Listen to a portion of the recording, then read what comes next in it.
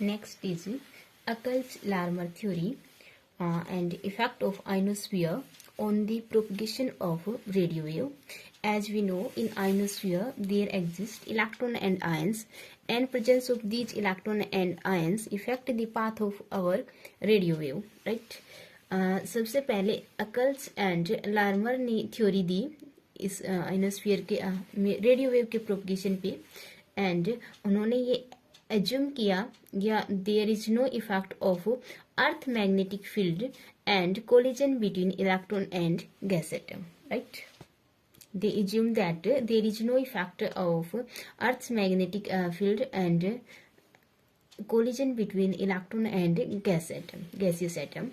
When the radio wave passes through the ionosphere, electric field of the wave, जो आपका radio wave है, radio wave की जो electric field है, radio wave आपकी EM रेडिएशंस है, उसका अपना इलेक्ट्रिक और मैग्नेटिक फील्ड है, उसका जो इलेक्ट्रिक फील्ड है that effect the electrons and ions, but ions having highly inertia, या we can say they are massive particle, they having highly inertia, high inertia, जिस वजह से उनका कोई मोशन नहीं होता, but electrons get accelerated towards the electric field. And we can see electrons are found to execute oscillatory motion in the at the wave frequency. जो wave की frequency से उसी फ्रीक्वेंसी से आपके जो इलेक्ट्रॉन्स है वो भी ऑक्सिलेटरी मोशन को एग्जीक्यूट करेंगे. सो हम कंसिडर कर लेते हैं a region of ionosphere containing n free electron per unit volume, electrons per unit volume, ठीक है. एंड जो इलेक्ट्रिक फील्ड पार्ट है, electric field of the radio wave passing through this region is represented by, let's say it is E, and E is E naught sin omega t, right? And E naught is the amplitude of the electric field vector, and F be the frequency that is given by omega by 2 pi, right? So due to this field, क्योंकि electric field है, so electrons are charged particle, there is a electric force that is given by charge into electric field, charge on electron E minus E into electric field E naught sin omega t, right? So where minus E is the charge on the electrons, and one electronic charge होता है आपका 1.6 10 to the power minus 19 coulomb, ठीक है. And let V be the instantaneous velocity, जो second equation है, V be the instantaneous velocity. Then according to Newton second law जो force होगा F equal to ma, m is the mass, a is the acceleration. For the force, let's see it is in the vector form, right? And इसको हम लिख सकते हैं, एक को हम लिख सकते हैं change in velocity over change in time, right? From equation first and second. देखो ये फोर्स है दोनों side, so we can equate it and we get m dv by dt equal to minus E naught sin omega t, right? We have want to find out v, so we have to integrate it. Integrating, then we can calculate m इस side आएगा, dv by dt का integration minus E naught over m sin omega t integration, this is v, E naught over m sin का integration cos omega t, and sine का integration होता है minus cos omega t, minus minus plus over omega, right? Plus some constant is here, right? So and AB some constant here, some constant. Let at time 0 velocity is also 0, ठीक है. From having t0 we getting this also 0, this is 0, then we get a is 0 here, okay. Now velocity becomes E naught cos omega T over m omega, ठीक है. सो motion of electron cause current density and that is given by JE, that is minus n is the number of electron per unit volume, E into V velocity, क्योंकि आपका J होता है NeV, n number density, E electronic charge, V is the velocity, so minus n E, V की जगह E note over m omega cos omega t. इसको solve करेंगे, then we get n e square e note over m omega, और negative का cos omega t है, इसको हम लिखेंगे cos ओमेगा t को लिखेंगे हम cos omega t sine pi by 2 minus omega t, right. And इसी को ही लिखेंगे sine omega t minus pi by 2, negative common लेने के बाद, ठीक है. आर्ग्यूमेंट में नेगेटिव कॉमन लेंगे, ये आएगा आपका माइनस ओमेगा टी, देखो ऐसे आएगा, साइन नेगेटिव कॉमन लेने के बाद minus omega t minus pi by 2, ठीक है. साइन माइनस थीटा होता है आपका minus sine of theta, omega t minus pi by 2. Okay, so cos omega t को हम ये लिखेंगे, जब इसकी वैल्यू आप यहाँ पे रखेंगे then minus minus is plus, sine omega t minus pi by 2. Okay, यहाँ से जो आपका करंट डेंसिटी है या करंट है that is lag by electric field by an angle of pi by 2. Pi by 2 से पीछे है, सो हम कहेंगे जो करंट है that is of inductive type current है. Okay, and displacement current density is given by, this is the electronic current density and this is the displacement current density, JD is given by curly D by curly T, and D होता है आपका epsilon into electric field of that media, ठीक है. नहीं, epsilon is the उसकी medium का nature and E is the electric field. For free space के लिए जो आपका epsilon होगा that is epsilon note permittivity of that media. So JD is given by curly T and epsilon naught and E.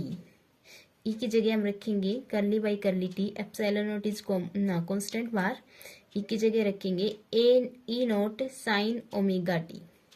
Okay, and when we open it, epsilon naught E naught sin का derivative cos omega t and omega, right. So we can say JD is equal to epsilon naught omega E naught cos omega t. Okay, now total जो आपका current density है that is given by total current density, J is given by total current density, J is given by JE plus JD, electronic plus displacement, and जो electronics अपनी है that is minus n e square e naught over M omega cos omega t plus omega epsilon naught e naught cos omega t. हमने cos की term इसलिए ली है ताकि हम दोनों में से कोस कॉमन ले सकते हैं, ठीक है, क्योंकि उसमें तो हमने साइन तक सोल्व किया था, but we have taken up to cos only, ताकि हम इसको कॉमन ले सके. एप्सिलॉन नोट माइनस एन ई square over M omega, omega common लेंगे तो एक ओमेगा स्क्वायर, राइट. देखो इसमें ओमेगा है, इसमें ओमेगा नहीं है, ओमेगा से मल्टीप्लाई एंड डिवाइड करेंगे, ओमेगा से मल्टीप्लाई एंड डिवाइड किया that becomes omega N E square E naught over M omega square. Omega common आया, पीछे बचा एन ई square M omega square, right. पीछे बचता आपका E naught cos omega and T, right. So this equation shows the effective permittivity of the, यहाँ से ये जो पार्ट है ये आपका effective permittivity of the ionise space, या we can say ionize sphere, ionization of a sphere, ionosphere, right. So this can be written as, this is the permittivity of the ionosphere, and let's see it is E naught minus n E square over m omega square. Okay, यहाँ से हम epsilon naught common लेंगे, epsilon होगा आपका epsilon naught minus n e square over M omega square. यहाँ से epsilon naught common लेने के बाद it becomes 1 minus n e square over M omega square epsilon naught. So the equivalent dielectric constant क्या होता है आपका? डाइलेक्ट्रिक कांस्टेंट होता है epsilon over epsilon naught, permittivity of the media to the permittivity of the free space.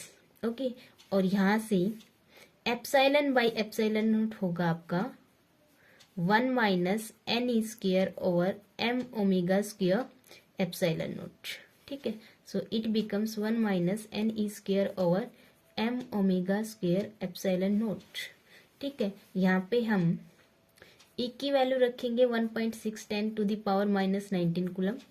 M is the mass of electron 9.110 to the power minus 31 kg। Epsilon naught is 8.8610 to the power minus 12 faraday per metre. Okay, and omega is 2 pi f, then k becomes 1 minus 81 n over f square। ये formula आप याद रखेंगे, जो आपका k बनेगा 1 minus 81 n by f square। ठीक है, so the existence of electron in ionosphere is to reduce the dielectric constant of space. ठीक है, जो आइनोस्फीयर की जो डाइलेक्ट्रिक कांस्टेंट है वो रिड्यूस हो जाएगा क्योंकि इलेक्ट्रॉन्स की एग्जिस्टेंस की वजह से।